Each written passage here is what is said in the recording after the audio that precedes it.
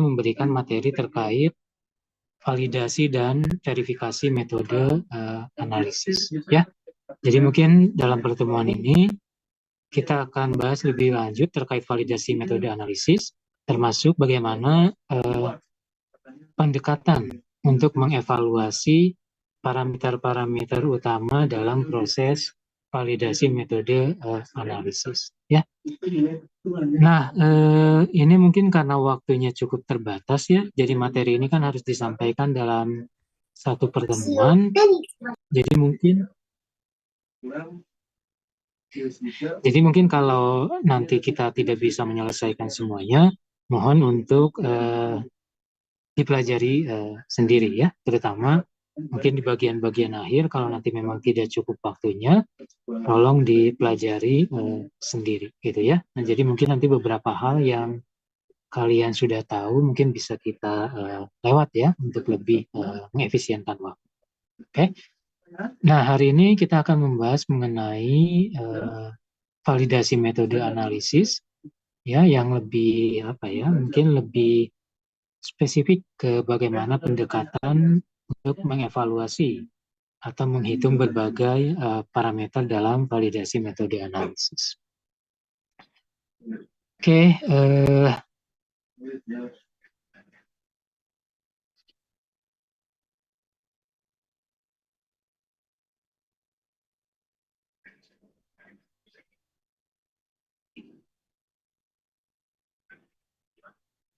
semua off cam ya, yaudah saya juga off cam. Oke, tapi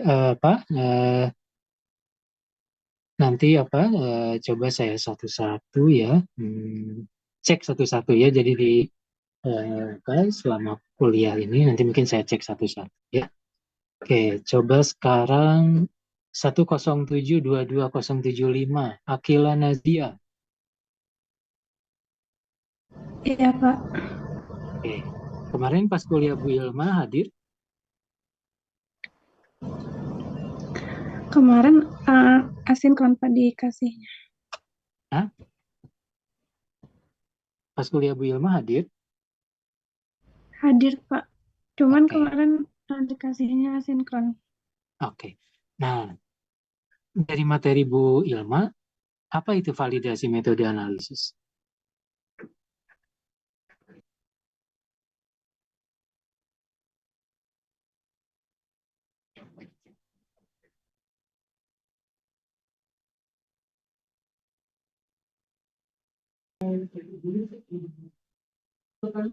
Apa itu validasi metode analisis?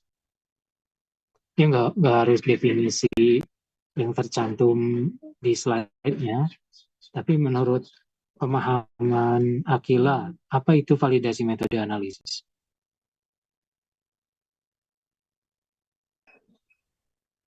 Kayak proses penilaian parameter.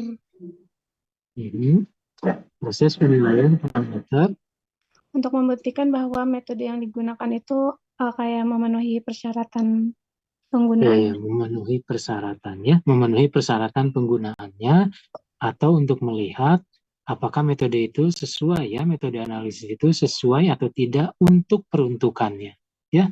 Jadi kata kuncinya ada kata untuk peruntukannya ya. Jadi kita melihat atau menilai betul ya tadi dengan mengevaluasi beberapa parameter untuk melihat apakah metode analisis ini sesuai atau tidak untuk peruntukannya ya. Oke, terima kasih Akila.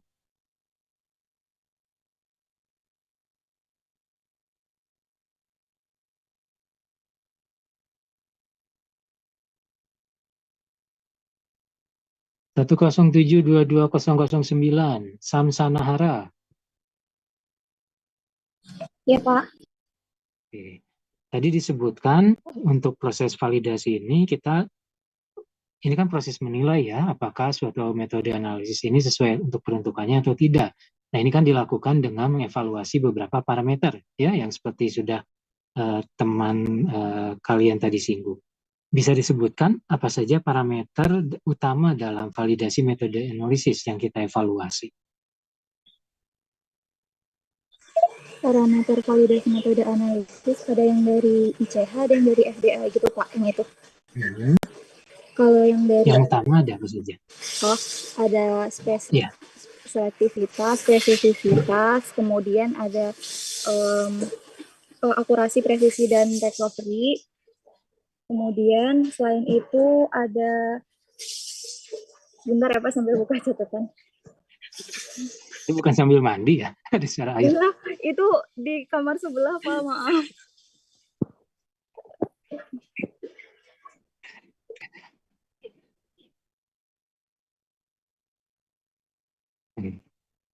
Betul ya, sebetulnya tadi yang disampaikan sudah beberapa sudah betul ya.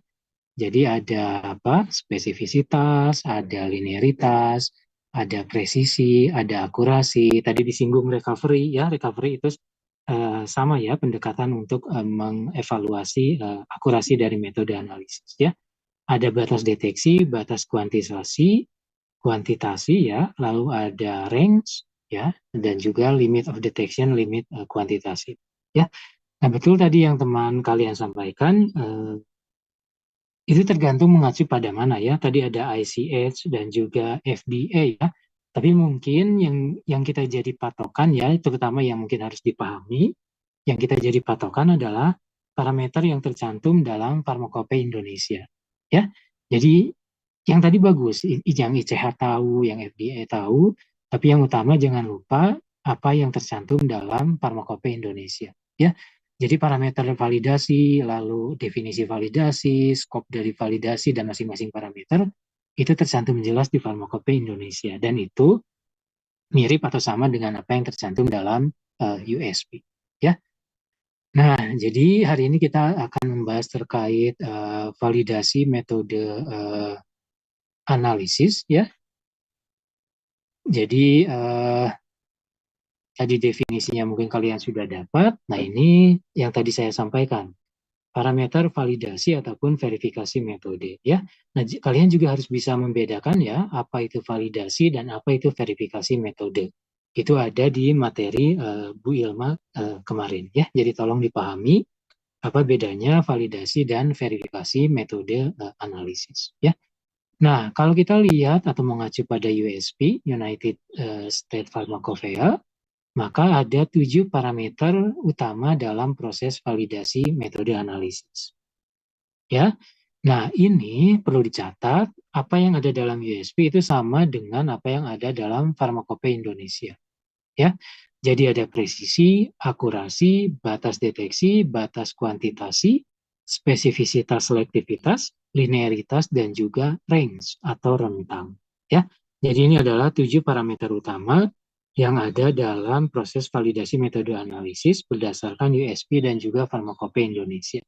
Ya, nah kalau menurut ICH ya maka ada tambahan ya kalau kita lihat di sini ada tambahan pada robustness dan juga kesesuaian sistem. Ya, kesesuaian sistem ini terutama kalau metode analisisnya adalah merupakan metode kromatografi. Ya, jadi seperti kita tahu kalau metode kromatografi itu ada uji kesesuaian sistem atau suitability test dan kalau menurut ICH itu dimasukkan sebagai bagian dari proses validasi metode analisis. Ya, makanya untuk ICH itu ada lebih banyak parameter dibandingkan USP. Ya, tapi yang perlu diingat USP itu sama dengan apa yang ada dalam Farmakope. Nah, berdasarkan kategori metode analisis, ya metode analisis itu bisa dibagi menjadi beberapa kategori metode analisis. Ya, nah kita mengacu pada USP yang sekali lagi sama dengan Farmakope Indonesia. Ya, metode analisis itu dibagi menjadi 4 kategori. Ya, nah kenapa kita perlu tahu ini? Karena dari ketujuh parameter validasi tadi, sebetulnya yang menjadi mandatori ya, atau menjadi istilahnya kewajiban yang harus divalidasi, itu atau yang harus dievaluasi, itu tergantung pada di metode analisis tersebut masuk pada kategori yang mana. Ya, jadi yang betul-betul diwajibkan harus dievaluasi untuk masing-masing kategori dari 7 parameter tadi itu bisa berbeda-beda. Ya. Nah, kategori 1 kita lihat metode analisis apa yang seperti apa yang masuk ke dalam kategori 1. Ya. Jadi untuk kategori 1 itu adalah semua metode analisis untuk penetapan kadar komponen utama dalam bahan aktif termasuk pengawet atau dalam produk farmasi. Ya.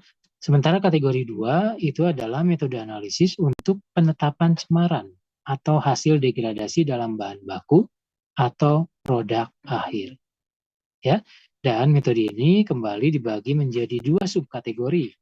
Ada penetapan kuantitatif untuk uji cemaran ini, dan juga ada penetapan untuk atau yang disebut sebagai uji batas atau kualitatif.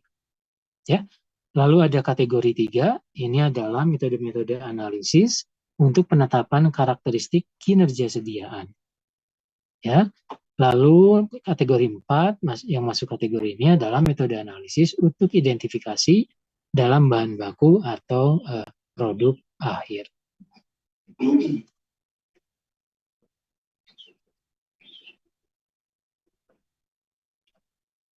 107222019 Randy Orvalo Wijaya. Hadir, Pak. Bisa tolong berikan contoh metode analisis yang masuk kategori 1. Kategori 1 kan berarti penetapan kadar nikel zat aktif. Bisa aja kita pengen kuantifikasi kayak tablet paracetamol gitu, Pak. Jadi kan itu di USP atau di farmakope ada kayak misal tablet paracetamol mengandung berapa persen hingga berapa persen paracetamol. Nah, jadi bisa ditetapin kadarnya gitu, Pak, menggunakan kategori 1. Oke.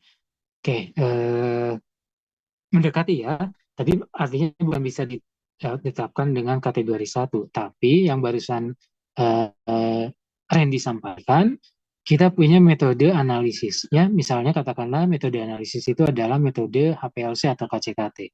Dan metode analisis ini digunakan untuk penetapan kadar paracetamol dalam tablet, ya, barusan. Nah, metode analisis HPLC untuk penetapan kadar paracetamol dalam tablet ini adalah contoh metode analisis yang masuk dalam kategori 1. Dan proses validasinya nanti mengikuti parameter apa saja yang wajib harus divalidasi. Ya, paham ya Randy ya? Iya, Pak, paham. Yang dan yang lain juga. Oke. Nah, coba sekarang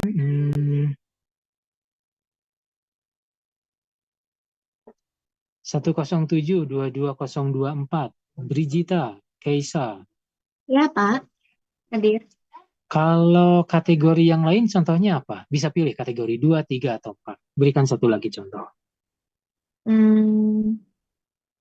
Yang paling gampang aja yang mana? Kalau kalau yang kategori 2 paling Pak. Tadi yang udah kategori berapa? Baru Pak? kategori 1. Nggak dengerin ya. Kategori 1.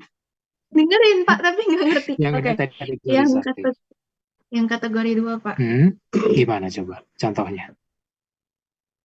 Kalau penetapan kuantitatif sama uji batas kualitatif mungkin pakai di farmakokimia pernah nih. Contohnya ada uji batas. Contoh uji batas. Uji apa yang ada di farmakope? Uji batas mikroba, Pak. Oke, uji batas mikroba. Kualitatif? Kuantitatif. Yang kualitatif ini. Yang semi kuantitatif ya kalau dulu kita melihat. Yang pakai tabung Nessler misalnya itu apa, masih ingat nggak? Partikel. Partikel. Bukan uji kejernihan, Pak. Nessler. Batas apa? Batas sulfat, batas klorida, batas logam berat. Masih ingat? Itu uji batas bukan? Kalau logam berat bukannya pakai alat itu, Pak? Alat yang aduh lupa Pak namanya, tapi ada alatnya Pak yang dibakar itu Pak. Dibakar. Tapi itu masuk uji batas atau bukan? Uji batas sulfat, klorida, logam berat, timbal, yang kayak gitu uji batas bukan? Iya, Pak, harusnya. Nah, kalau yang kayak gitu berarti masuk kategori 2 atau enggak? Iya, Pak. Kan uji batas. Ya. Nah, jadi kategori 2 ini kan untuk impurities ya, atau produk degradasi baik dalam bahan baku maupun dalam produk akhir ya. Jadi tergantung apakah metode analisis ini digunakan untuk kuantitatif, penetapan kadar impuritiesnya, atau hanya sebagai uji batas ya. Pokoknya kalian lihat ya nanti Brigita ya, kalau metode-metode yang digunakan untuk penetapan kuantitatif maupun uji batas impurities itu masuk dalam kategori 2 itu ya. Nah, kategori 4 misalnya. 1072267. Naura hadir? Hadir, Pak. Kategori 4. Contohnya apa? Metode analisis untuk identifikasi dalam bahan baku atau produk akhir. Contohnya itu kayak Untuk ini. identifikasi, metode yang paling misalnya apa? Masih ingat nggak? Mengidentifikasi keberadaan gugus fungsi melalui melalui proses identifikasi gugus fungsi. Metode apa? Kayak pakai IR gitu, Pak. IR ya. Nah, itu kan banyak ya digunakan sebagai metode identifikasi dalam monografi di farmakope ya. Nah, kalau misalnya metode analisisnya digunakan untuk tujuan identifikasi, seperti metode IR ini, maka dia masuk kategori 4. Ya.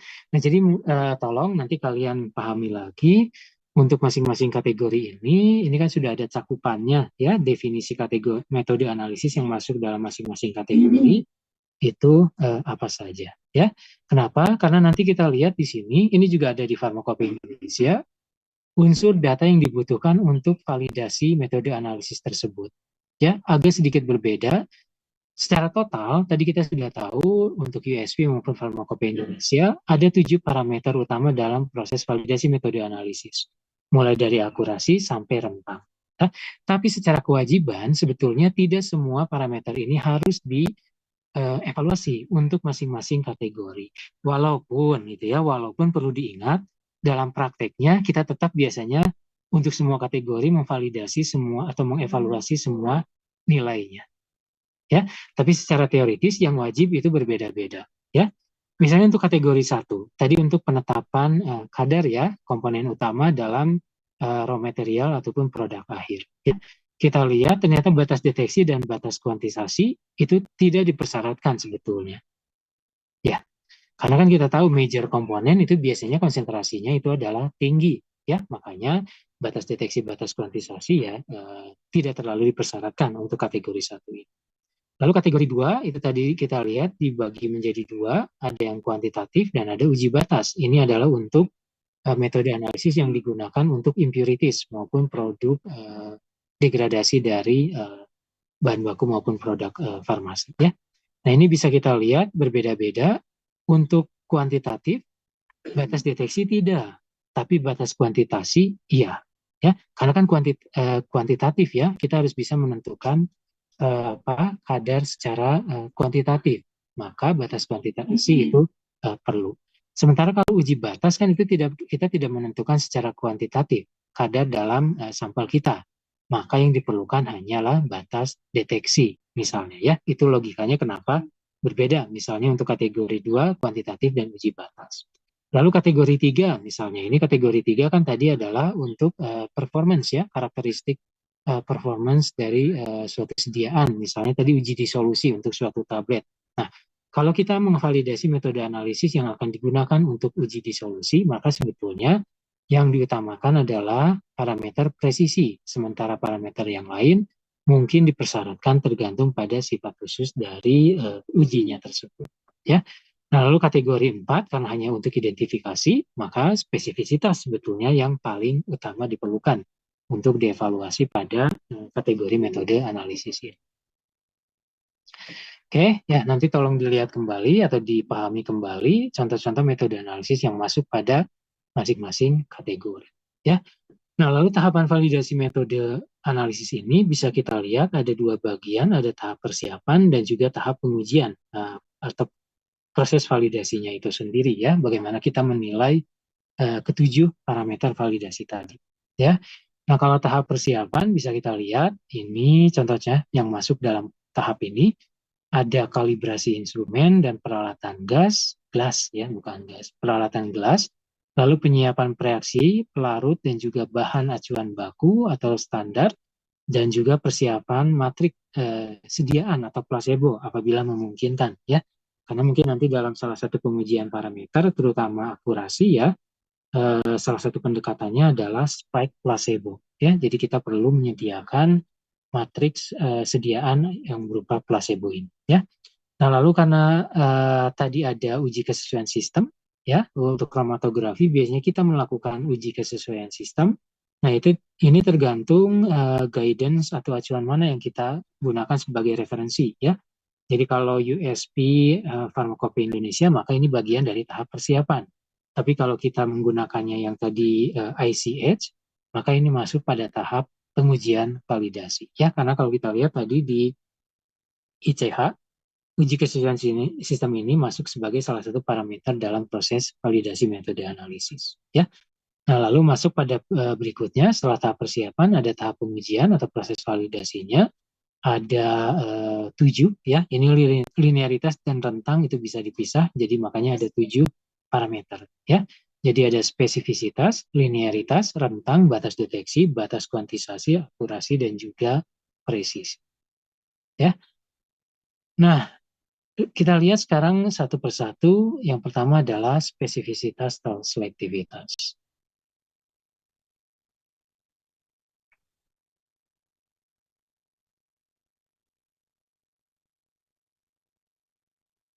Satu 107-22-083, Febri. Hadir, Pak. Materi yang dari Bu Ilma sudah dibaca?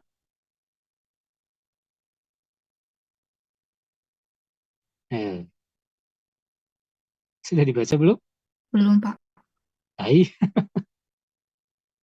belum dibuka, belum dibaca. Belum ya. Oke, nah makanya kemarin saya bilang pas ke perwakilan kelasnya ya, lebih ada baiknya itu materi saya itu diberikan setelah materi Bu Ilma. Makanya kemarin Bu Ilma dulu ya. Tapi belum dibaca ya. Oke.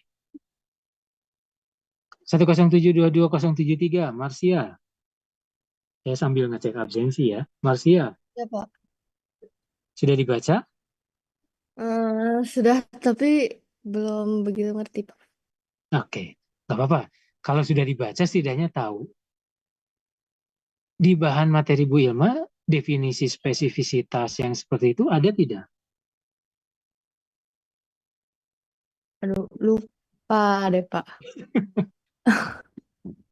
Kan Ada, Pak, ada. kalau baca sekilas nggak tahu gitu. Oh ini ada, tapi walaupun nggak tahu gitu. Kalau disuruh menjelaskan, tapi kebayang oh itu ada atau nggak ada. Ada atau tidak ada? Ada, Pak. Ada ya. Nah, makanya akan lebih baik kalau misalnya kemarin baca dulu materi dari Bu Ilma. Jadi kita bisa lebih cepat ya. Nah, jadi kita lihat sedikit saja ya yang utama dari spesifisitas ini. Nah, kalau kita lihat dari definisinya, maka parameter spesifisitas dalam validasi metode analisis ini menunjukkan kemampuan metode analisis dalam menguji secara tegas atau tepat analit yang dimaksud dengan adanya komponen lain atau yang diperkirakan ada seperti cemaran, hasil degradasi, dan matriks. Ya. Jadi metode analisis kita itu bisa dengan baik ya membedakan analit yang ingin kita analisis dari komponen lain yang ada dalam sampel tersebut. Ya, makanya itu kita bilang spesifisitas atau selektivitas. Ya, nah bagaimana pendekatannya?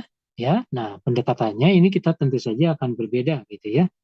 Ini kalau kita lihat dari tujuan analisis ya, dari tujuan analisis, kalau kita rangkum dari semuanya, maka bisa kita kategorikan ada yang merupakan analisis dengan tujuan identifikasi, ada yang merupakan analisis dengan tujuan uji kemurnian, dan juga ada analisis dengan tujuan untuk penetapan kadar. Ya, nah kalau untuk metode analisisnya untuk uji identifikasi, maka kita harus memastikan bahwa spesifisitas metode analisis ini mampu menjamin identitas analit. Ya, jadi metode analisis untuk uji identifikasi ini memiliki spesifisitas yang baik apabila prosedur atau metode analisis ini mampu menjamin identitas analit dengan baik. Ya, artinya ya tadi kembali lagi dia bisa membedakan analit yang kita ingin analisis dari komponen lain yang ada dalam sampel. Ya. Nah, lalu untuk uji kemurnian, metode analisis untuk uji kemurnian, maka dia memiliki spesifisitas yang baik apabila dia mampu menjamin dalam penetapan akurat kandungan cemaran dalam analit. Ya, nah ini kan tadi uji kemurnian impurities ya, ada uji batas maupun kuantitatif. Lalu penetapan kadar untuk metode analisis penetapan kadar, maka harus menjamin dan memberikan pernyataan akurat pada kadar atau potensi analit dalam sampel. Ya, nah ini semua dipengaruhi oleh spesifisitas dari metode analisis tersebut. Oke, nah ini prinsip dari pengujian spesifisitas ya. Jadi untuk identifikasi senyawa aktif dalam bahan baku ataupun sediaan, metode harus mampu mengidentifikasi senyawa-senyawa yang ada dalam sampel yang berkaitan dengan struktur molekulnya. Dapat dibuktikan dengan hasil positif yang dibandingkan dengan bahan acuan standar yang diketahui dari sampel yang mengandung analit dan dengan hasil negatif dari sampel yang tidak mengandung analit dan dikonfirmasi bahwa hasil positif tersebut tidak diperoleh dari bahan-bahan yang berstruktur sama atau berdekatan dengan analit. Ya, jadi secara prinsip ini harus dipenuhi oleh pengujian spesifisitas oleh metode analisis untuk identifikasi senyawa aktif baik dalam bahan baku maupun sediaan. Ya.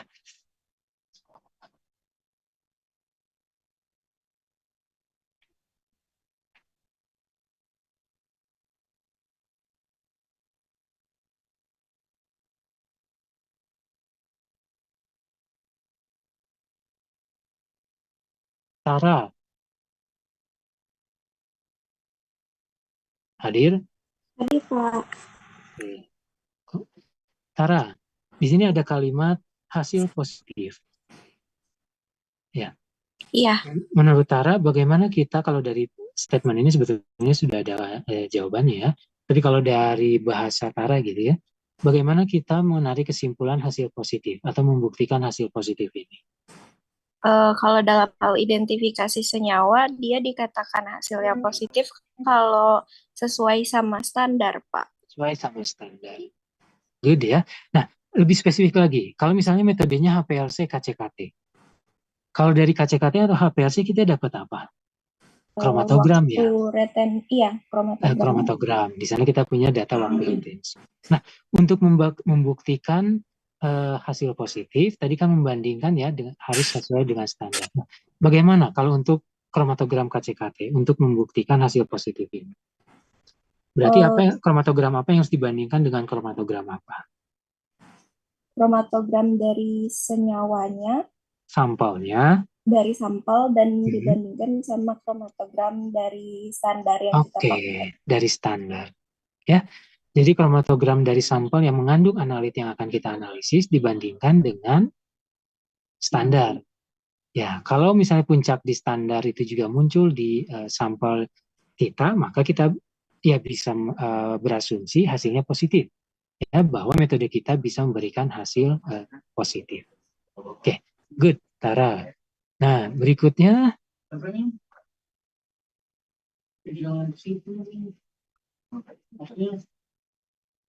dia banyak kerjaan. Kok ini tuh perempuan semua ya? Fahran 69. Hadir, Pak. Fahran? Iya, hadir, Pak. Ini perempuan laki-laki? Laki-laki, Pak. Laki-laki ya. Sorry nggak kelihatan, suaranya nggak jelas. Fahran, kalau untuk membuktikan hasil negatif ini seperti apa? Tadi kan katakanlah kita masih menggunakan metode analisis KCKT ya. Kalau Tara tadi sudah dengan baik menjelaskan hasil positif, kita bandingkan kromatogram sampel kita dengan standar. Nah, kalau untuk membuktikan hasil negatif, dibandingkan dengan blanko. Bandingkan dengan blanko atau lebih tepatnya Sampel yang tidak mengandung analit itu adalah hasil negatif. apa? Kromatogram yang sampel blanko dengan yang kosong, Pak. Blanko dan kosong sama-sama kosong. Oh ya, sampel betul kita tadi. Ya, kromatogram dengan sampel kita dengan sampel yang tidak mengandung analit. Itu biasanya kita kenal sebagai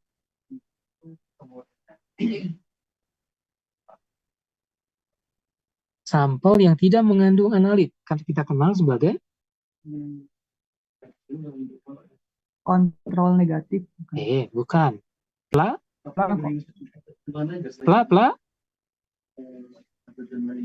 Placebo atau matriks. Itu kan semua komponen sampel ada di situ kecuali analitnya kan? Iya, Pak. Iya, Pak. Oke, ya. Jadi untuk hasil negatif kan ditunjukkan atau hasil negatif ditunjukkan oleh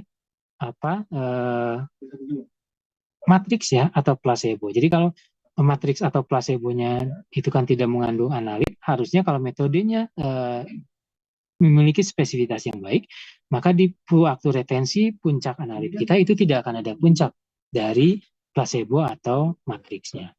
Ya, nah makanya untuk proses yang paling simpel untuk pendekatan spesifisitas ini, terutama metode KCKT misalnya, kita tinggal bandingkan saja antara kromatogram standar, kromatogram sampel dengan analit kita, dan juga kromatogram matriks ya atau placebo.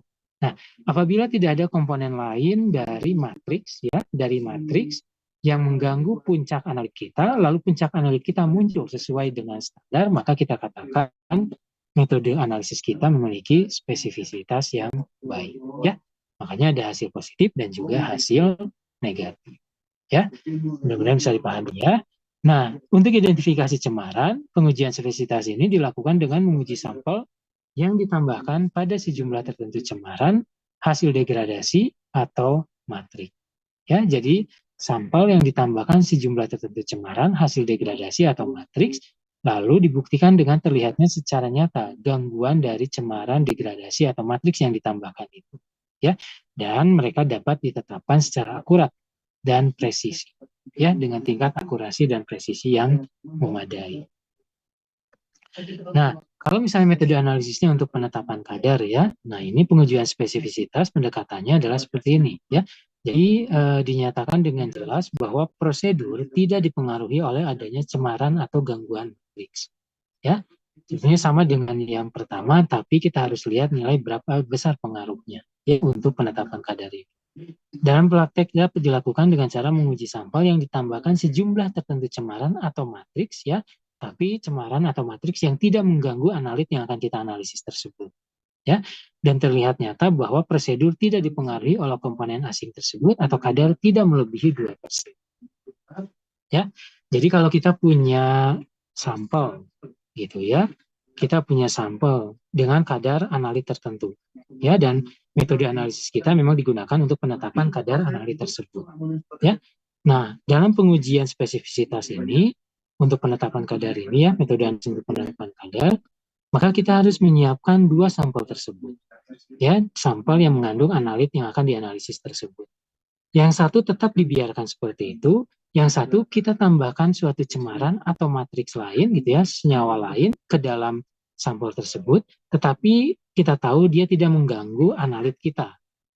Ya, jadi puncaknya tidak, misalnya di KCKT ya, tidak tumpang tindih dengan analit yang akan kita analisis. Nah, lalu dua-duanya kita preparasi, lalu kita analisis dengan metode analisis kita. Ya.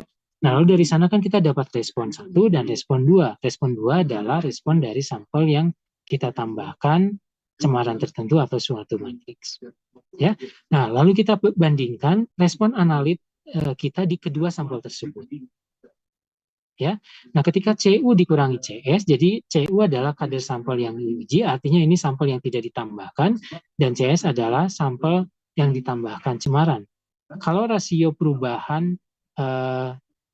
respon analit kita kurang dari 2%, maka kita katakan itu metode analisis untuk penetapan kadar ini memiliki spesifisitas yang baik. Ya, nah, jadi ini pendekatan untuk pengujian spesifisitas apabila metode analisis kita digunakan untuk penetapan kadar. Ya, tapi yang utama adalah yang tadi pertama kita bandingkan hasil analisis dari sampel kita yang mengandung analit yang akan dianalisis dengan suatu matrik atau placebo. Kalau terlihat sudah jelas tidak ada gangguan ya yang ditimbulkan dari komponen lain dalam matriks, komponen lain dari sampel selain analit terhadap analit kita, maka kita katakan metode analisis tersebut memiliki spesifisitas yang baik. Ya. Nah, ini contohnya bisa kita lihat untuk yang gambar pertama. Ini adalah contoh kromatogram yang menunjukkan tingkat spesifisitas yang baik. Karena bisa kita lihat di sana tidak ada intervensi ya dari placebo, dari komponen placebo pada waktu retensi dari analit kita. Ya, maka ini kita katakan memiliki spesifisitas yang baik. Ya, makanya kita harus bandingkan antara hasil analisis sampel kita dengan placebo. Kalau tidak ada komponen dari placebo, matriks ataupun komponen selain analit dalam sampel kita yang mengganggu analit utama yang kita analisis, maka kita katakan metode analisis kita adalah memiliki spesifisitas yang baik. Ya. Nah, lalu ini metode yang kedua juga menunjukkan spesifisitas yang baik, ya, karena API kita bisa dianalisis dengan baik tanpa gangguan dari komponen impurities. Ya, maka kalau misalnya kita bisa lihat di sini, metode analisis kita dapat membedakan dengan baik API dan impurities-nya. Maka kita katakan metode analisis ini memiliki spesifisitas yang baik. Bapak boleh izin bertanya, Pak? Iya, silakan. Kalau di rumus perhitungan yang sebelumnya, yang CU itu berarti sampelnya udah ditambahin cemaran atau belum ya, Pak? CU yang tidak ditambahkan, CS yang ditambahkan. Oh iya. Ya, jadi ada sampel ya. Kita buat dua bagian. Yang satu tanpa ditambahkan cemaran, yang satu ditambahkan cemaran. Ya, nah dua-duanya kan mengandung analit yang akan kita analisis ya. Nah, tapi ingat cemaran atau matriksnya ini yang kita tambahkan tidak mengganggu analit yang akan kita analisis tadi. Ya, maka kalau dua sampel ini kita analisis, maka sampel yang pertama tanpa ditambah cemaran akan memberikan respon untuk analit kita kan? Iya. Lalu sampel yang kedua yang kita tambahkan cemaran juga akan memberikan hasil respon untuk analit kita. Nah, selisih mereka harus kurang dari 2% untuk menyatakan bahwa metode tersebut memiliki spesifitas yang baik. Ya, kenapa? Karena artinya kalau kurang dari 2% itu kita bisa katakan matriks atau cemaran yang kita tambahkan tidak mengganggu proses analisis dari analit yang kita analisis. Oke, baik Pak. Boleh izin konfirmasi berarti yang di PPT itu CS-nya dengan penambahan cemaran ya Pak? Oh iya, iya itu yang dengan penambahan cemaran. Siap, terima kasih Pak. Bentar. Agung ya barusan? Iya betul Pak. Enggak. Aduh, maaf. Betul, yang CS itu adalah yang tanpa penambahan, karena dia nanti jadi pembaginya. Yang CU adalah yang ditambahkan. Makanya, kalau ada intervensi, kemungkinan respon dari yang ditambahkan itu akan lebih besar. Ya, maka CU dikurangi CS akan menghasilkan suatu nilai. Tapi nilainya harus kurang dari 2%. Oke, ya, baik. Agung ya. Dan yang lain ya. Jadi CU adalah kadar sampel yang diuji di sini adalah yang diuji untuk pengujian spesifisitas ya yang sudah ditambahkan ya. Jadi sampel yang ini nih, menguji sampel yang ditambahkan ya. Jadi yang dimaksud dengan sampel uji adalah sampel yang ini, sampel yang ditambahkan. Sementara kalau yang CS ini adalah yang tanpa penambahan cemaran. Ya. Oke, terima kasih Gung untuk koreksinya. Oke, ada lagi pertanyaan yang lain untuk pengujian spesifisitas? Halo? Gak ada ya? Oke, nah parameter berikutnya adalah pengujian linearitas. Ya, nanti mungkin tolong dibaca materi dari Bu Ilma ya. Sepertinya sih sudah dijabarkan cukup detail ya, apa itu linearitas. Nah, jadi kalau kita lihat di sini, cara cakupan ya, linearitas adalah kemampuan untuk memperoleh hasil uji atau respon instrumen yang proporsional atau sepadan terhadap konsentrasi analit dalam sampel dan dalam rentang konsentrasi yang digunakan secara langsung atau melalui suatu transformasi matematik yang jelas ya. Jadi linearitas ini secara sederhana bisa kita katakan menunjukkan hubungan yang proporsional antara konsentrasi analit dalam larutan atau dalam sampel uji dengan respon instrumen yang diberikan. Ya, jadi harusnya kan naiknya konsentrasi sampel akan naik juga secara proporsional dengan respon instrumen. Ya, nah ini yang disebut dengan linearitas. Ya, atau linearitas, pengujian linearitas ini ditujukan untuk pengujian tersebut. Ya, nah pendekatan atau prosedur yang kita ikuti dalam pengujian linearitas itu sebetulnya tergantung dari guidance atau acuan yang kita gunakan. Ya, nah misalnya ini guidance atau panduan yang saya ambil dari Farmakope Indonesia. Ya, jadi Farmakope Indonesia ini misalnya mengacu pada ICH, di mana dia merekomendasikan untuk pengujian linearitas ditetapkan dengan menggunakan minimal 5 konsentrasi yang digunakan secara normal. Dan juga direkomendasikan rentang minimum yang digunakan adalah sebagai berikut. Untuk metode analisis penetapan kadar senyawa obat, maka pengujian linearitas dilakukan pada rentang 80 hingga 120% dari konsentrasi uji dengan minimal 5 konsentrasi. Ya. Lalu penetapan cemaran dari 50 hingga 120% dari kriteria keberterimaan. Ya, rentang minimum. Ya, artinya rentang minimum artinya boleh di luar rentang ini. Asal rentang minimum ini tercover pada rentang yang kita pilih. Ya. Lalu uji kesegeraman kandungan, uji untuk disolusi ini juga memiliki kriteria masing-masing. Ya. Nah, jadi yang paling umum adalah ya tentu saja untuk penetapan kadar senyawa obat. Ya, maka kita biasanya acuannya adalah 80% hingga 120% dari konsentrasi uji. Ya. Nah, tapi apabila misalnya nanti untuk aplikasi ke depannya, sampel kita memiliki range konsentrasi analit yang cukup lebar, maka pengujian linearitas ini bisa diperlebar.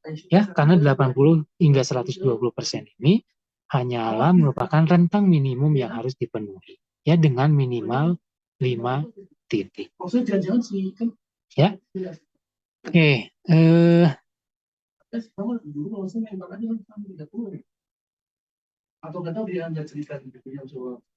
Akilia Saharani 21. Iya, Pak. Paham tidak untuk yang penetapan kadar senyawa obat ini? 80% hingga 100%, 120% dari konsentrasi uji.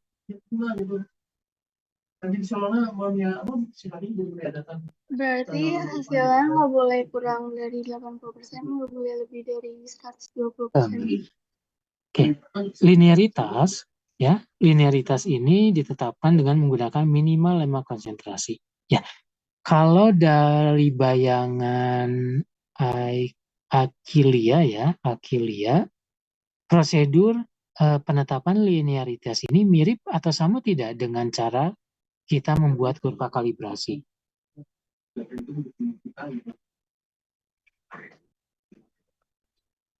Iya, Pernah mirip, membuat Pak. kurva kalibrasi? Mirip ya? Iya. Pernah membuat kurva kalibrasi kan? Pernah. Sumbu X-nya apa? Sumbu X-nya konsentrasi larutan standar. Ya, sumbu Y-nya respon dari instrumennya. Yang diuji. Ya, respon dari instrumennya kan. Kalau kita mengujinya dengan KCKT, maka sumbu Y-nya adalah AUC. Kalau kita mengujinya dengan spektrofotometri UV visible, sumbu Y-nya adalah absorbance.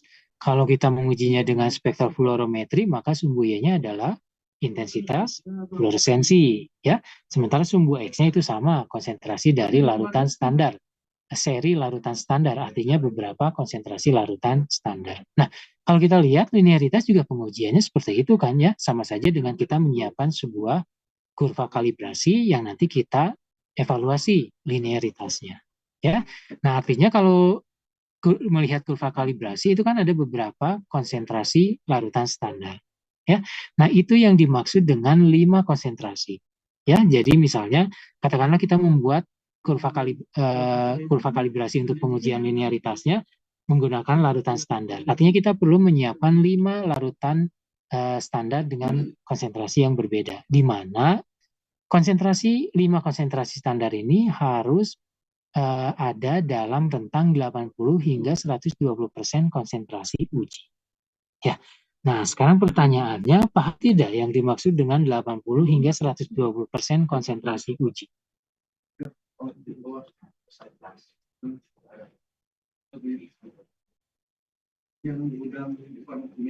Oke, mungkin bisa dibantu oleh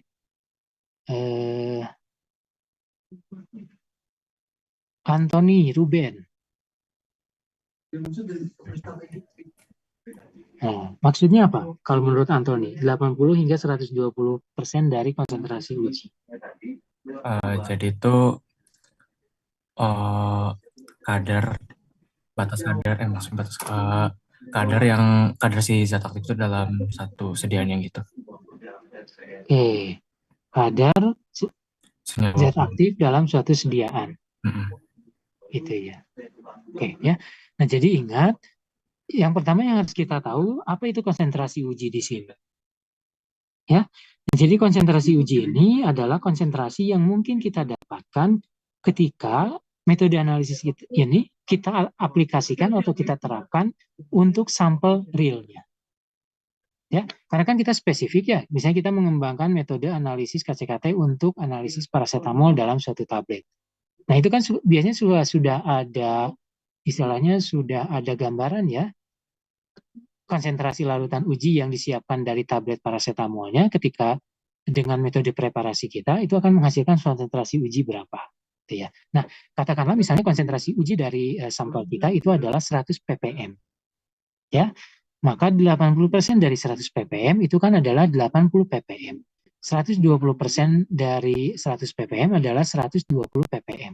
Ya, maka kurva kalibrasi untuk pengujian linearitas ini harus kita siapkan pada rentang konsentrasi dari 80 ppm sampai 120 ppm. Nah, itu kan mudah ya. Kalau misalnya disyaratkan minimal 5, katakanlah kita siapkan 5, itu kan kita hanya perlu menyiapkan 5 larutan standar dengan konsentrasi 80 ppm, 90 ppm, 100 ppm, 110 ppm, dan 120 ppm. Artinya 5 konsentrasi larutan standar yang ada pada rentang 80% sampai 120%. Nah, dari situ kita uji linearitasnya. Oke. Siapa ini yang bocor? Naila. Naila Sabita. Saya baru join lagi. Iya, sinyal saya tadi hilang baru masuk. Naila Sabita.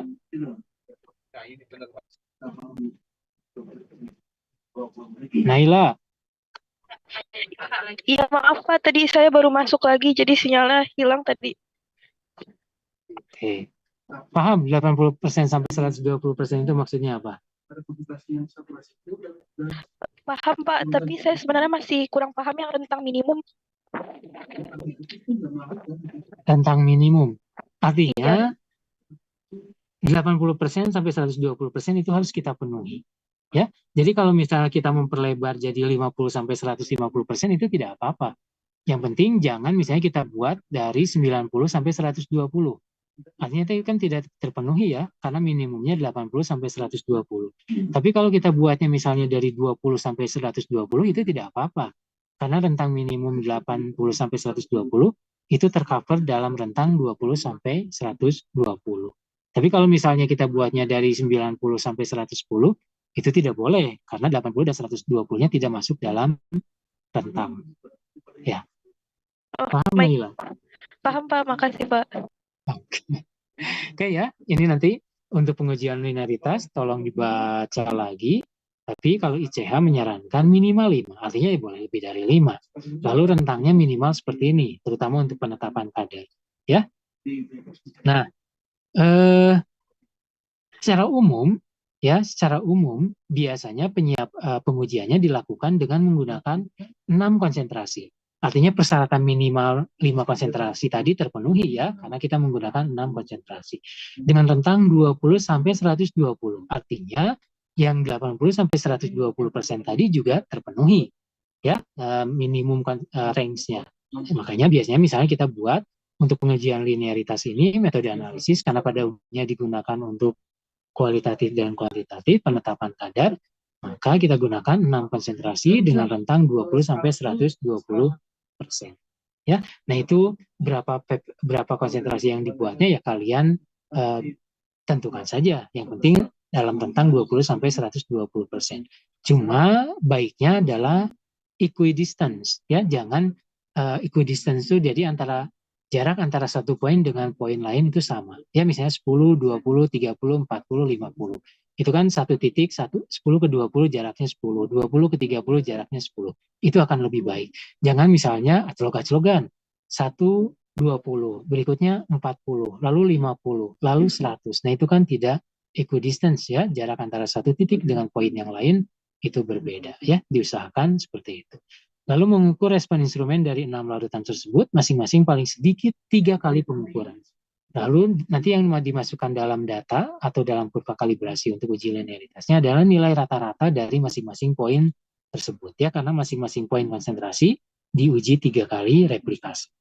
Lalu buat kurva antara respon instrumen dengan terhadap konsentrasi dan hitung. Nah ini kan kurva antara respon instrumen terhadap konsentrasi itu kan sama dengan kurva kalibrasi yang biasa kita bikin. Ya, lah, tapi pertambahannya hitung persamaan matematik yang memadainya. Ya, terutama persamaan garis regresi linier, dan dari sana kita lihat parameternya. Ya, yang kita gunakan untuk menguji linearitas. Oke, jadi ukuran linearitas dinyatakan dengan koefisien korelasi.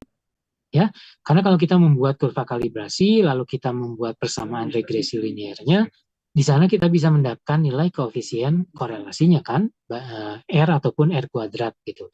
Nah, koefisien korelasi atau R ini merupakan parameter pertama yang kita gunakan untuk menguji linearitas dari metode analisis kita.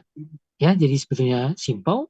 Kita membuat kurva kalibrasi dari seri larutan standar misalnya, lalu kita hitung persamaan regresi liniernya. Dari sana juga kita hitung nilai koefisien korelasi. Ya, nah lalu nilai R ini nanti kita bandingkan dengan kriteria keberterimaan untuk menarik kesimpulan apakah metode analisisnya memiliki linearitas yang baik atau tidak. Ya, nah itu yang pertama koefisien korelasi. Yang kedua adalah parameter yang bisa digunakan untuk mengevaluasi linearitas adalah nilai koefisien variasi regresi linier atau Vx. Ya, nah Vx0 ini kita hitung menggunakan persamaan ini. Artinya kita memerlukan nilai atau data SYX, data B, dan juga data X bar. Oke, nah untuk XYX sendiri, ini memiliki formula atau rumus sendiri. Ya, jadi pertama kita hitung SYX ini dengan formula ini. Ya. Pak. Ya. Maaf Pak, izin bertanya tentang yang tadi kan ada yang 6 konsentrasi, tapi yang sebelumnya 5 konsentrasi itu masih kurang paham bedanya apa sama rentangnya yang tadinya 80 sampai 120, terus ada yang 20 sampai 120 itu bedanya buat apa ya di fungsinya gitu ya Pak? Untuk pengujian linearitas, ICH menetapkan minimal kita menggunakan 5 konsentrasi. Artinya minimal apa? Boleh lebih dari 5. Boleh lebih. Nah, maka pada umumnya kita menggunakan 6. Ya, ini yang umum dilakukan itu 6, tapi sebetulnya persyaratan dari CH adalah 5. Itu ya. Paham tidak? Pak. Oke. Pak. Nah, kalau rentang itu adalah ICH ini mengatakan misalnya untuk penetapan kadarnya obat, 5 konsentrasi ini harus ada pada rentang antara 80% sampai 120% dari konsentrasi uji. Ya, rentang minimum. Artinya kalau rentang ini lebih lebar, itu boleh kan? Tapi kalau lebih sempit, itu tidak boleh. Jadi kalau kita misalnya menguji linearitasnya seperti tadi, 120 sampai 120%. Itu boleh kan? Karena 80% sampai 120 itu tercover di rentang tersebut. Ya, tapi kalau misalnya ini kan dipersyaratkannya 80 sampai 180 rentang minimumnya. Tapi kita melakukan pengujian linearitas di rentang 90 sampai 120. Itu tidak boleh. Ya kan? Karena 80% tidak masuk di rentang 90 sampai 120%. Kan sebenarnya kalau yang amunisi Ya. Paham tidak dari situ? Ya, makasih Pak. Oke, ya. Jadi minimum, ya. ICH ini memang menyatakan minimum 5, tapi pada pelaksanaan biasanya kita menggunakan 6 konsentrasi. Makanya kalau kalian bikin kurva kalibrasi kan banyak yang mengatakan kita buat dari 6 larutan konsentrasi standar, ya.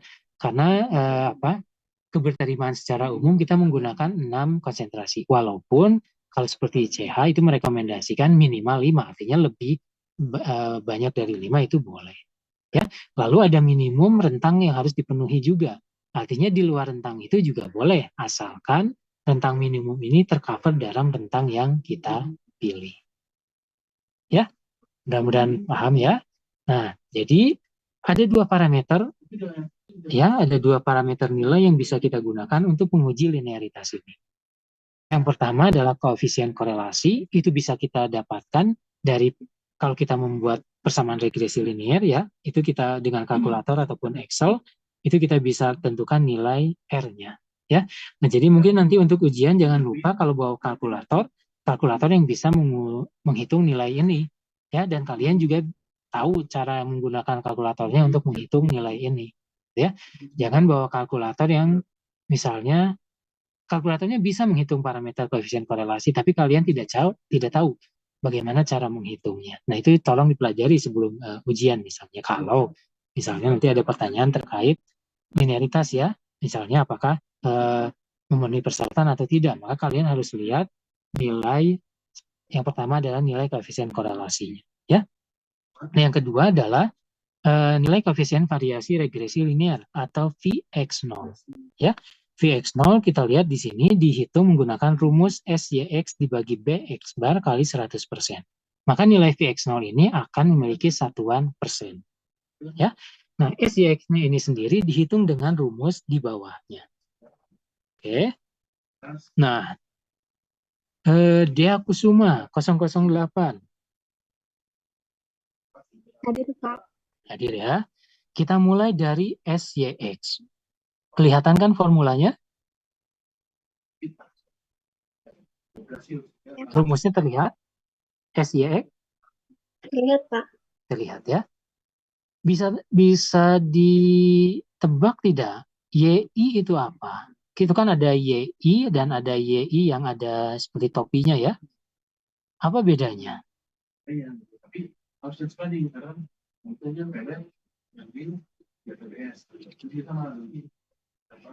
Kalau dari persamaan regresinya, Y itu apa?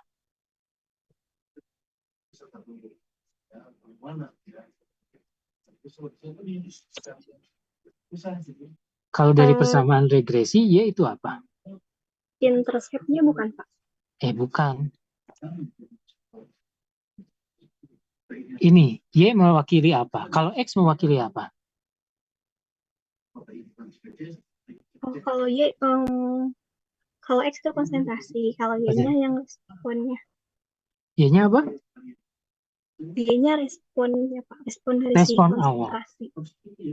Ya, berarti YI dan YI yang ada topinya itu juga terkait dengan respon alat ya. Nah, tadi bisa bedakan tidak? Yang satu dengan yang dua ini. Apa bedanya?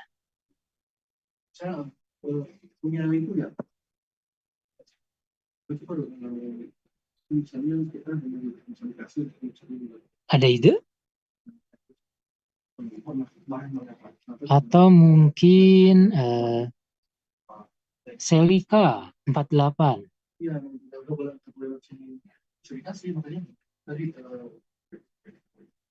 Selika masih hadir? Oke, ada ide apa bedanya yang Y1 dan Y2?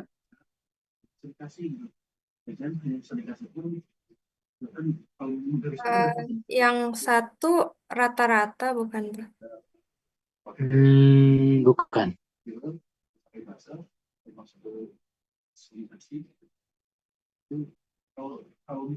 Oke, ya. Oke, saya jelaskan ya. Nah, jadi misalnya contoh ini, kita menyiapkan kurva kalibrasi untuk pengujian linearitas ya. Di sini kita 1, 2, 3, 4, 5 ya. Ada 5 titik. Ya, berarti ada 5 data konsentrasi. Ya. XI itu menandakan masing-masing konsentrasi. Ya kan? Jadi ada X itu bisa X1, X2, X3, X4. Jadi konsentrasi 1, konsentrasi 2, konsentrasi 3, 4, dan seterusnya. Ya. Berarti kalau XI mewakili suatu konsentrasi, YI mewakili respon dari suatu konsentrasi. Ya kan? Misalnya kita punya ini larutan standar A. Ya, maka ini adalah responnya. Ya, jadi kalau ini X1, ini adalah Y1. Ini X2, ini adalah Y2.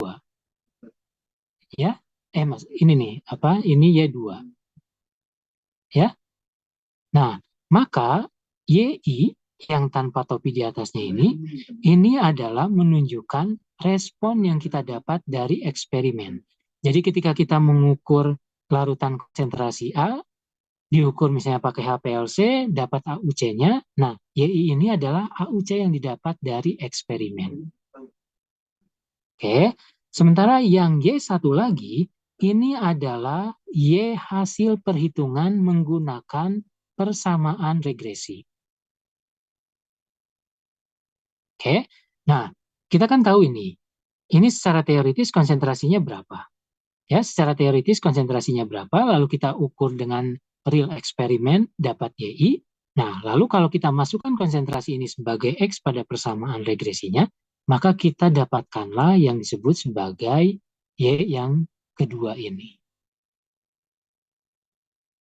Ya, nah lalu ini selisihnya kita kuadratkan, lalu kita jumlahkan untuk yang 1, 2, 3. Jadi konsentrasi 1, selisihnya berapa kuadratkan, ditambah konsentrasi 2, selisihnya berapa kuadratkan, tambah konsentrasi 3, selisihnya berapa kuadratkan, dapat total sigma ini.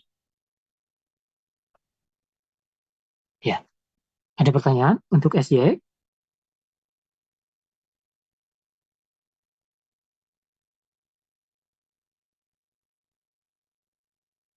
Cukup ya? Nah, Serafina 51.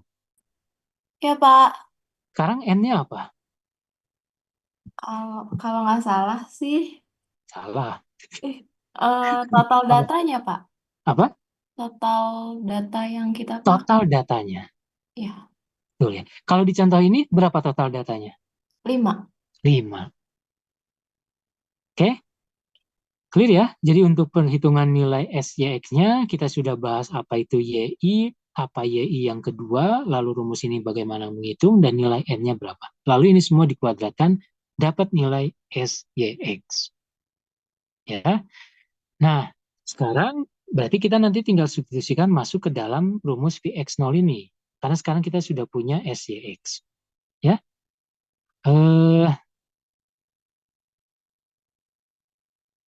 Zulfa 71. Iya, Pak, hadir. Hadir. Sekarang berarti pertanyaannya tinggal apa itu B dan X bar? B adalah Gradien. ya, ini ya yang kita dapat dari persamaan regresinya. Lalu X barnya? Mungkin rata-rata. Rata-rata dari 5 konsentrasi yang kita gunakan. Good, ya. Jadi semua variabel sudah kita bahas, nanti tinggal berlatih bagaimana menghitung ini, gitu ya, untuk mendapatkan berapa nilai Vx0-nya, ya. Karena sekali lagi untuk menguji linearitas ini dua parameter ini, ya, koefisien korelasi dan juga Vx0 atau koefisien variasi regresi linear yang digunakan untuk mengevaluasi linearitas. Ya, nah ini artinya untuk menarik kesimpulannya, maka kita bandingkan dengan kriteria penerimaannya. Ya, nah ini mungkin rentangnya jangan bingung ya. Jadi tadi seperti yang saya sampaikan, jadi tergantung acuan yang kita gunakan. Kalau yang sebelumnya adalah ICH, nah sekarang ini acuan dari yang lain lagi. Ya, tapi untuk penerimaan biasanya mirip ya kriterianya. Nah, terutama fokusnya adalah untuk yang penetapan kadar, karena ini biasanya yang paling banyak kita gunakan. Jadi misalnya rentangnya tadi ya 6 konsentrasi sama dengan yang paling umum digunakan. Rentangnya misalnya 20 sampai 120% dari konsentrasi. Maka kriteria penerimaannya adalah nilai R-nya, ya, koefisien korelasinya harus lebih besar dari 0,999 dan Vx0-nya harus kurang dari 2%. Ya, apabila hasil pengujian linearitas melalui kurva kalibrasi yang kita buat tadi, dua parameter ini terpenuhi, maka kita bisa menarik kesimpulan metode analisis kita memiliki tingkat linearitas yang baik. Ya. Oke, ada pertanyaan untuk linearitas?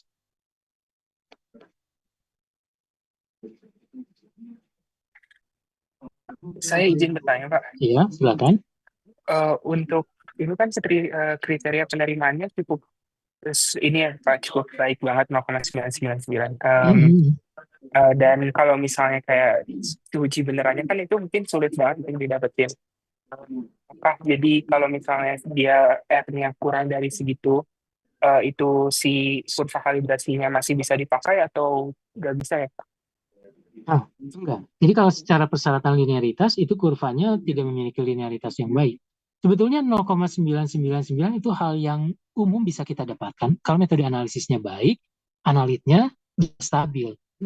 Ya, jadi kalau semua berjalan dengan normal, metode analisisnya baik, lalu analitnya stabil, itu nilai R 0,999 itu merupakan sesuatu yang memang biasa kita dapatkan.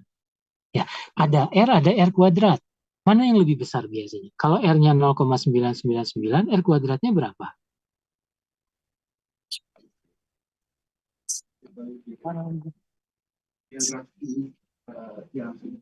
Kalau 0,998.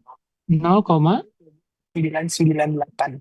Iya, sekitar 0,0998. Lebih kecil kan nilai R kuadrat dibandingkan nilai R. Ya. Nah, itu adalah hal yang umum. Nilai segitu tuh harusnya, kalau memang normal ya, metode analisisnya baik, analisnya stabil, itu biasanya tidak ada masalah untuk dapat nilai R seperti ini. Oke, terima kasih Pak. Oke, ya. Nah, makanya lalu keterampilan, ya, artinya personal juga kan kita mengenal ada systematic error dan juga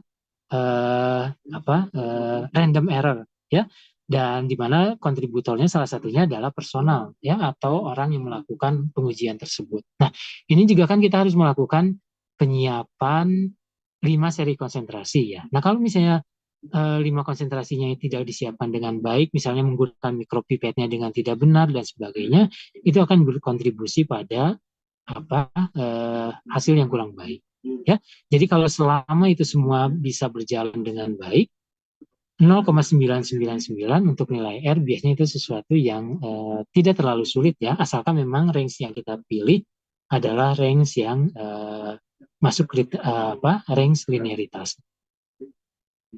Ya. Oke, ada lagi yang ingin ditanyakan untuk linearitas?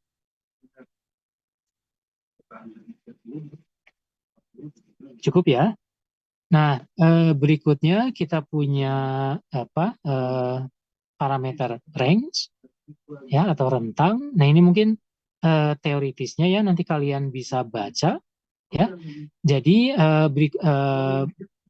teoritisnya nanti kalian baca. Nanti kalau kita sudah menentukan misalnya rentang kita ya, biasanya rentang itu kan pada mana berapa batas bawahnya, berapa batas atasnya, ya rentang konsentrasi yang memberikan tingkat presisi, akurasi, dan linearitas yang baik, gitu ya. Nah biasanya ini kita tentukan lagi ya rentang ini. Nah artinya kan linearitas kan tadi coverannya range-nya itu lebih sempit ya. Nah tapi range biasanya itu adalah lebih lebar ya. Jadi batas minimal dan juga batas maksimal di mana di antaranya pengujian dengan konsentrasi tersebut memberikan tingkat presisi dan akurasi serta linearitas yang baik. Ya.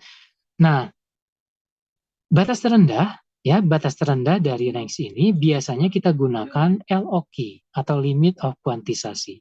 Ya. Nah, untuk menguji apakah LOQ ini bisa kita gunakan sebagai batas rendah, maka kita lakukan pengujian berulang pada konsentrasi LOQ ini. Ya. Kalau kita melakukan pengujian berulang, artinya kita akan mendapatkan lebih dari satu data. Ya. Artinya kalau lebih dari 2 data, 3, 4, dan seterusnya, maka kita bisa menghitung nilai simpangan bakunya. Ya, atau juga nilai koefisien variasinya, atau RSD-nya. Ya. Nah, ketika RSD-nya kurang dari 20%, maka kita katakan nilai konsentrasi LOQ ini bisa menjadi batas terendah dari range yang kita gunakan. Ya, sementara untuk titik lain antara batas terendah sampai batas tertinggi itu valid sebagai masuk bagian dari rentang apabila nilai RSD-nya kurang dari 15%. Ya, nah jadi ini adalah pengujian untuk batas range yang kita tetapkan. Oke, nah parameter berikutnya kita punya batas deteksi atau LOD, limit of detection. Ya, jadi ini adalah konsentrasi terendah analit dalam sampel yang masih terdeteksi, tapi tidak perlu ditetapkan secara kuantitatif dalam kondisi percobaan yang telah dinyatakan. Artinya, yang penting dia terdeteksi, ya, tidak perlu dia memiliki tingkat kepresisian dan keakuratan yang baik. Ya, yang penting dia terdeteksi ya. Nah, nanti mungkin bisa dibaca juga lebih lanjut di materi Bu Ilma penjelasan lebih dalam terkait batas deteksi ya. Nah, bagaimana proses pengujian batas deteksi ini? Jadi, pengujian untuk metode non-instrumental, batas deteksi ditetapkan dengan menguji sampel yang mengandung analit dalam kadar tertentu. Lalu dilakukan pengenceran secara bertahap sampai kita menemukan konsentrasi terkecil atau terendah yang masih dapat dideteksi secara visual. Ya, karena ini kan metode non-instrumen. Metode klasik ya, berdasarkan reaksi kimia, KLT, dan sebagainya. Ya, tanpa instrumennya, artinya tanpa bantuan instrumen atau komputer untuk pembacaannya. Ya, nah maka proses pengujian untuk mendapatkan berapa konsentrasi yang merupakan batas deteksi, itu kita siapkan suatu larutan sampel dengan kadar tertentu, lalu secara bertahap dilakukan pengenceran sampai kita mendapatkan batas konsentrasi terkecil yang masih secara visual bisa dideteksi. Maka itu katakan sebagai batas deteksi dari metode non-instrumental tersebut. Ya. Sementara kalau untuk metode instrumental itu ada beberapa pendekatan. Oke. Nah, kita fokus sekarang pada metode instrumental ya. Untuk metode instrumental, pendekatan perhitungan batas deteksi itu ada beberapa metode. Ya. Metode yang pertama adalah metode rasio signal to noise. Oke. Metode rasio signal to noise. Oke. Nah, kapan kita bisa mengaplikasikan pendekatan metode rasio signal to noise ini? Metode ini atau pendekatan perhitungan batas deteksi dengan signal to noise ini bisa kita lakukan apabila metode analisis instrumental yang kita gunakan menunjukkan adanya gangguan latar belakang. Jadi ada noise dengan suatu nilai tertentu pada pada misalnya kalau HPLC pada waktu retensi yang sama dengan analit kita. Ya, jadi dalam kasus metode analisis instrumental menunjukkan adanya gangguan latar belakang atau noise, maka kita bisa menggunakan rasio hasil signal to noise sebagai pendekatan untuk menentukan batas deteksi. Ya, nah Signal ini apa? Signal ini adalah nilai yang didapatkan dari pengujian sampel dengan konsentrasi analit tertentu. Artinya konsentrasi analit yang rendah. Sementara signal itu adalah hasil yang didapatkan dari pengujian sampel blanko. Blanko artinya tidak ada analit. Ya, dalam hal ini berarti murni respon latar belakang dihasilkan karena noise dari instrumen. Ya, nah jadi kita membandingkan signal dari sampel itu sebagai signal, sementara signal dari sampel blanko itu sebagai noise. Ya, nah ketika rasio signal to noise ini sama dengan 2 atau 3, tapi terutama yang paling umum digunakan adalah ketika signal terhadap noise, rasio signal terhadap noise ini sama dengan 3, maka konsentrasi yang memberikan rasio tersebut adalah konsentrasi yang dinyatakan sebagai batas deteksi. Oke, sekali lagi metode yang pertama adalah metode rasio signal to noise. Ini kita gunakan ketika metode analisis instrumental yang kita gunakan memberikan gangguan latar belakang berupa noise. Ya. Nah, untuk menghitung batas deteksinya, maka kita siapkan suatu larutan sampel dengan konsentrasi analit rendah, lalu kita ukur. Ya, responnya kita gunakan sebagai signal. Sementara kita siapkan sampel blanko, artinya tanpa analit, ya, tanpa matriks dan lain sebagainya, lalu kita ukur. Dan respon yang diberikan signalnya itu kita anggap sebagai noise, ya, karena tidak ada komponen matriks, tidak ada komponen analit kita, maka itu kita treat sebagai blanko, ya, maka respon atau signal yang muncul adalah murni berupa gangguan latar belakang atau noise. Nah, nilai yang kita peroleh itu kita gunakan sebagai nilai noise. Nah, perbandingan signal to noise, ketika signal to noise ini sama dengan 3, maka kita katakan konsentrasi larutan sampel tersebut sebagai konsentrasi batas deteksi. Ya. Nah, kalau misalnya ketika kita uji sampel dengan konsentrasi analit rendah sebagai signal ini, lalu rasionya masih lebih dari 3, maka kita harus encerkan lagi sampai kita dapat konsentrasi yang menghasilkan rasio 3. Itu yang dinyatakan sebagai rasio konsentrasi batas deteksi. Ya, nah itu pendekatan pertama menggunakan rasio signal to noise. Sementara pendekatan kedua kita menggunakan data dari kurva kalibrasi yang kita dapatkan. Ya, jadi pendekatan kedua kita menggunakan data dari kurva kalibrasi yang kita dapatkan. Misalnya tadi untuk pengujian linearitas kita gunakan juga untuk menentukan batas deteksi metode kita. Ya. Nah, jadi batas deteksi atau LOD ini dinyatakan sebagai konsentrasi analit pada saat respon menunjukkan rasio signal to noise sama dengan 3. Ya, metode yang pertama tadi. Lalu metode yang kedua, kita menggunakan suatu faktor, yaitu 3,3 dibagi B, di mana B ini kita dapatkan tadi dari kurva kalibrasi yang misalnya kita gunakan dalam pengujian linearitas. Ya. Nah, faktor ini kita kalikan dengan nilai simpangan baku dari 20 larutan blanko. Ya, respon instrumen dari 20 larutan blanko. Tapi syaratnya tadi bahwa larutan blanko ini memberikan noise. Ya. Maka untuk menghitung batas deteksinya, nilai simpangan baku dari 20 larutan blanko ini dikali 3,3 dibagi B. Ya, maka secara formula batas deteksi yang pertama dengan metode yang pertama signal to noise ratio itu ketika konsentrasi larutan memberikan rasio signal to noise sama dengan 3. Ya, yang kedua adalah ketika 3,3 dikali standar deviasi dari penentuan 20 kali blanko dibagi kemiringan garis regresi dari kurva kalibrasi sama dengan berapa, itu adalah batas deteksinya. Ya. Nah, tapi ada kalanya seperti yang tadi, misalnya metode instrumennya tidak memberikan latar belakang, ya, signal noise. Maka kita ganti SD ini dengan SY per X. Ini rumusnya sama dengan yang tadi kita gunakan untuk menghitung Vx0 di uji linearitas. Ya, makanya tentu saja kalau untuk saya akan lebih efisien, lebih mudah. Pendekatan yang kita gunakan untuk batas deteksi adalah pendekatan yang menggunakan rumus ini. Karena dengan satu prosedur kita menyiapkan kurva kalibrasi, datanya kita bisa gunakan untuk menguji linearitas dan juga untuk menguji batas deteksi. Oke.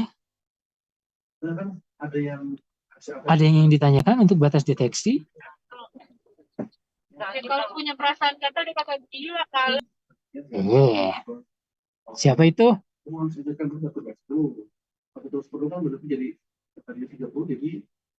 Siapa barusan?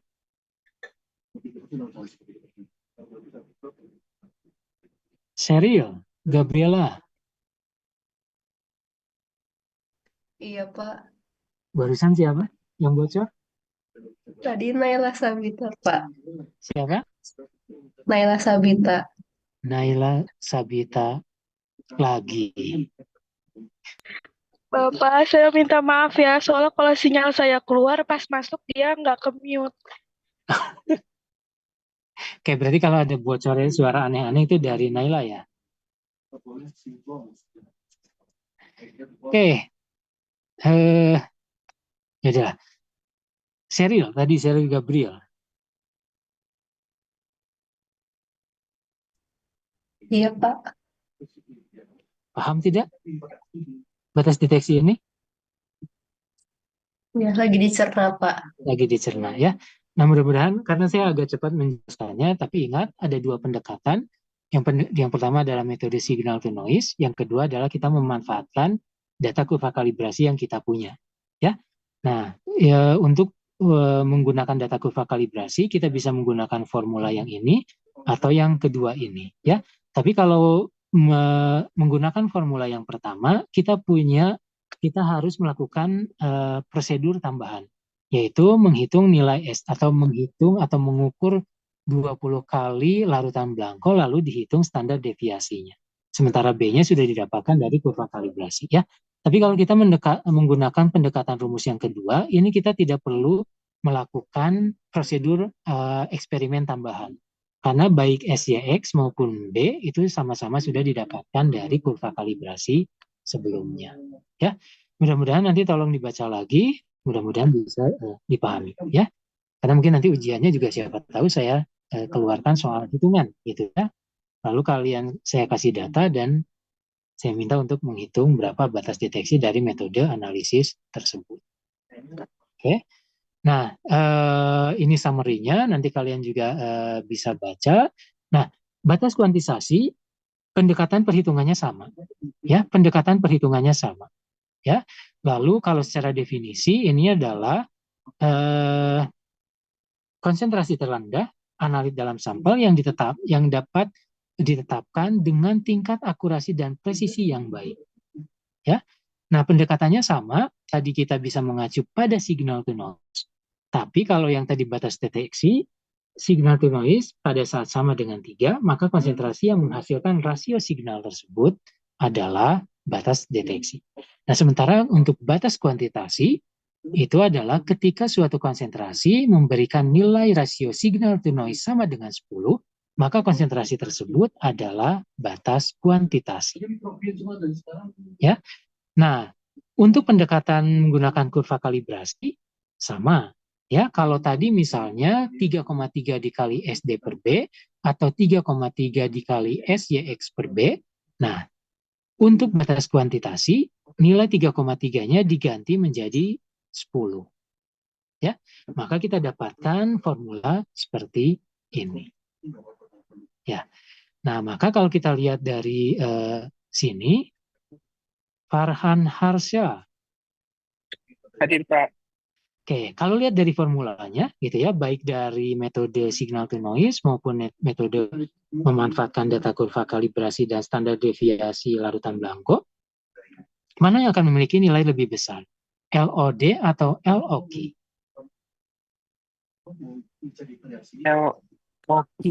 LOQ, ya, karena faktor pengalinya adalah 10, ya, sementara kalau LOD tadi adalah 3,3, ya.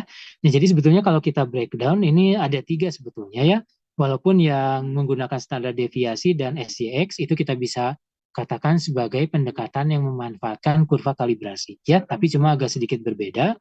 Kalau yang menggunakan SJX kita tidak perlu prosedur tambahan, tapi kalau yang menggunakan yang standar deviasi kita perlu prosedur tambahan untuk menentukan 20 kali replikasi dari larutan Blanco lalu kita hitung standar deviasinya, ya. Jadi itu adalah sebetulnya satu pendekatan metode kurva kalibrasi yang bisa dibagi menjadi dua pendekatan berbeda, ya. Sementara yang satu lagi secara garis besar adalah pendekatan melalui perhitungan rasio signal to noise. Oke, mudah-mudahan bisa dipahami ya untuk batas deteksi dan batas kuantisasi. Oke, nah kita masih punya waktu 10 menit. Mudah-mudahan masih bisa membahas akurasi. Nanti untuk presisi tolong dibaca kembali, dibaca sendiri ya. Dan kalau nanti misalnya ada pertanyaan, boleh ya diajukan, ditanyakan ke saya. Oke. Nah, sekarang parameter berikutnya adalah akurasi atau kecermatan. Ya. Jadi akurasi ini menunjukkan tingkat kedekatan antara hasil pengujian dengan prosedur yang sedang divalidasi terhadap nilai yang sebenarnya atau nilai yang dinyatakan benar. Ya. Nah, jadi untuk melihat tingkat kedekatan antara hasil pengujian dengan nilai yang sebenarnya ini, kita gunakan parameter atau perhitungan persen recovery, ya, atau persen perolehan kembali.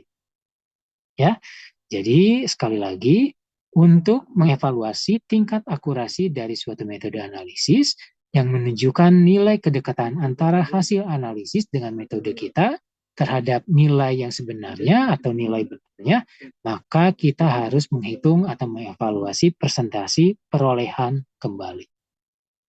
Ya. Nah, secara umum ICH merekomendasikan untuk pengujian akurasi ini ditetapkan dengan menggunakan minimal 9 penetapan meliputi 3 tingkat konsentrasi yang berbeda. Ya, artinya kalau ada 9 penetapan dengan 3 konsentrasi yang berbeda, masing-masing konsentrasi itu artinya ditetapkan 3 kali. Jadi ada 3 konsentrasi, masing-masing ditetapkan 3 kali, maka total akan ada 9 penetapan. Ya. Nah, dalam pengujian persen perolehan kembali untuk pengujian akurasi ini, maka ada 4 hal yang harus diperhatikan. Ya. Kita harus menyiapkan bahan acuan baku atau acuan standar atau baku standar, ya, karena ada kalanya nanti kita harus menambahkan standar ini ke dalam sampel ataupun ke dalam placebo untuk menghitung nilai perolehan kembali, ya. Nah, untuk perhitungannya atau eksperimennya ada yang merupakan metode spike sample atau spike method, ya, dan juga ada yang standard edition method. Ya, jadi kalau spike method ini spike placebo, kalau yang standard edition method ini sama dengan istilahnya spike sample, gitu ya. Jadi ada spike placebo, ada spike sample. Kalau spike placebo itu spike method, itu kita menambahkan analit ya berupa suatu baku misalnya ke dalam matriks sampel yang tidak mengandung analit tersebut. Ya, lalu kalau yang standar adisi kita tambahkan standar tadi ke dalam suatu sampel yang mengandung analit tersebut. Ya, jadi kalau kita lihat di sini, jika matriks dan eksipien tidak tersedia, maka akurasi dinyatakan sebagai persen perolehan kembali kadar analit yang ditambahkan pada produk jadi yang sudah mengandung analit. Beda ya dengan yang pertama. Kalau yang pertama, kadar analit ditambahkan ke dalam matriks sampel placebo yang dianalisis. Artinya kalau matriks sampel placebo kan dia tidak mengandung analit yang akan kita analisis. Makanya ketika diukur, respon yang dihasilkan dari instrumen kita pure mewakili analit yang ditambahkan. Sementara kalau untuk metode yang kedua, ya yang standard edition method, karena standar itu kita tambahkan pada sampel yang sudah mengandung analit, maka ketika kita ukur dengan metode instrumen kita, respon yang diberikan itu sebetulnya respon gabungan dari respon analit yang ditambahkan dan juga respon yang sudah ada dalam sampel tersebut. Ya, makanya kita harus membuat koreksi untuk menghitung perolehan kembalinya. Ya. Nah, ini contoh dari level konsentrasi yang digunakan beserta kriteria keberterimaannya. Ya, yang paling umum misalnya yang pertama penetapan kadar dalam bahan baku dan sediaan jadi, maka biasanya kita menggunakan 3 level atau 3 konsentrasi dengan 3 kali pengujian masing-masing konsentrasinya, dan konsentrasi itu mewakili konsentrasi 80%, 100%, dan 120% dari konsentrasi larutan uji, sama dengan yang tadi linearitas. Ya. Jadi kita gunakan 3 konsentrasi, 80%, 100%, 120% dari konsentrasi uji kita, masing-masing diukur atau direplikasi 3 kali. Ya, 3 kali pengujian. Nah, dari sana kita hitung berapa nilai persen perolehan kembalinya, dan kriteria keberterimaannya adalah antara 98 sampai 102%. Atau sama saja bisa kita katakan biasnya itu kurang lebih 2% dari nilai sebenarnya. Oke, nah ini mungkin kita bahas spike placebo recovery saja. Nah, untuk mendapatkan nilai tadi, maka nilai persen recovery tadi, formulanya atau rumusnya sangat sederhana, ya. Jadi CH dibagi CS. CH adalah kadar analit yang dihitung, CS adalah kadar analit teoritis. Ya, jadi misalnya tadi kita menyiapkan placebo, lalu kita tambahkan standar dengan konsentrasi yang kita ketahui, lalu kita ukur, lalu di sini maka kita dapat, setelah diukur kita dapatkan CH. Ya, CH ini adalah konsentrasi yang kita dapatkan dari hasil pengukuran. Ya, nah dibagi dengan konsentrasi teoritis analit yang kita tambahkan, maka itu adalah persen recovery-nya. Ya.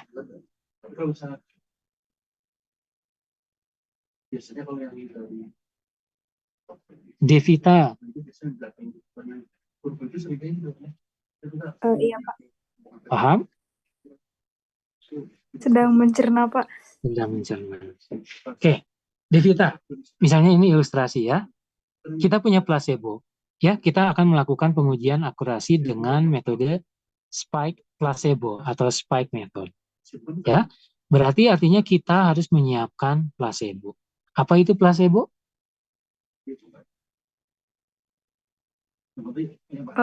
Matriks sampel yang mengandung analitnya. Oke, ya. Jadi kita hanya mengandung matriks, ya, tidak mengandung analit. Jadi kita matriks sampel. Nah, ke dalam matriks sampel ini kita tambahkan standar. Standarnya ini adalah berupa analit yang akan kita analisis. Ya, kita tambahkan nih.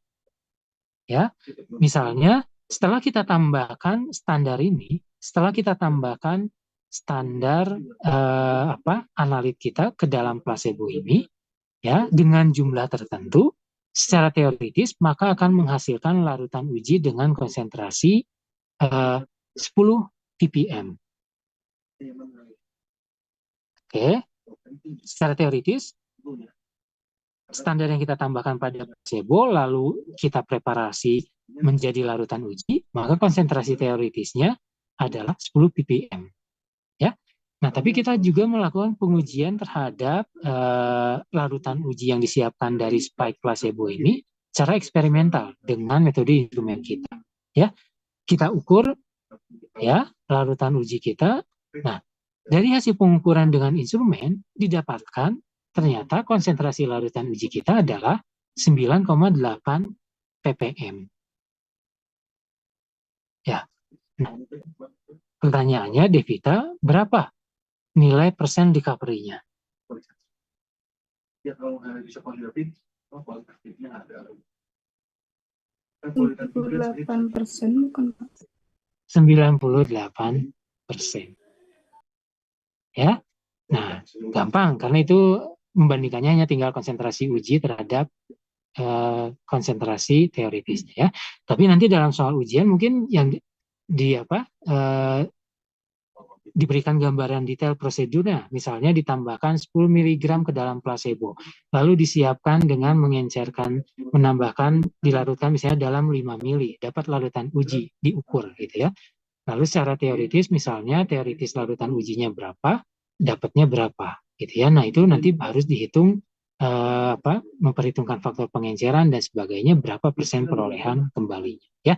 Tapi prinsipnya adalah berapa yang ditambahkan teoritisnya, berapa yang diperoleh dari perhitungan. Ya, itu adalah persen recovery. Oke, Mega Buana. Iya, Pak. Bisa cukup dipahami? Lumayan sih. Nanti tolong dibaca kembali ya, karena ini waktunya tidak cukup ya. Jadi nanti tolong dipelajari kembali. Artinya sebetulnya ini akan lebih baik kalau kalian mensimulasikan perhitungan. Ya, jadi kalian pura-pura bikin data simulasi hasil analisis, lalu coba kalian hitung ya berbagai parameter validasinya tersebut. Ya. Nah, untuk presisi nanti tolong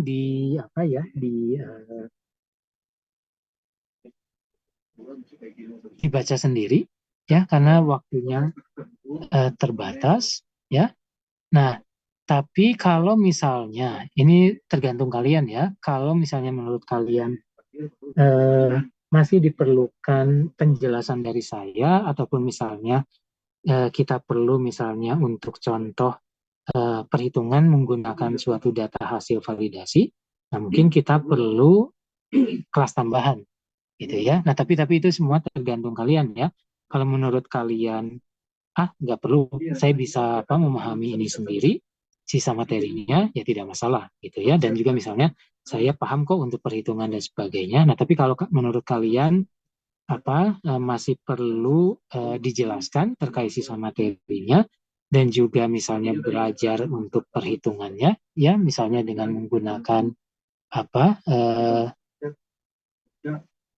data simulasi misalnya ya, seperti ini. Nah mungkin kita perlu kelas tambahan ya.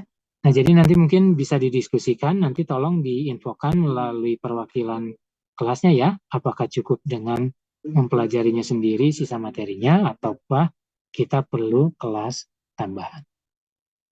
Oke? Ada pertanyaan?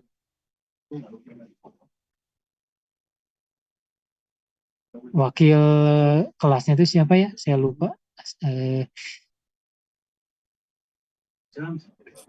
Saya Pak, Sifani. Sifani ya. Ya, nanti tolong Sifani. Nanti mungkin materinya saya upload di EduNext ya. Tapi nanti tentukan dulu apakah perlu kelas tambahan atau bisa belajar sendiri ya. Nanti setelah itu saya upload di EduNext file PPT-nya. Baik, Pak. Oke, karena waktunya juga sudah habis ya, kita bisa akhiri kelas hari ini. Jangan lupa untuk mengisi daftar hadir di SIX ya. Saya buka sampai jam 15. Oke, terima kasih.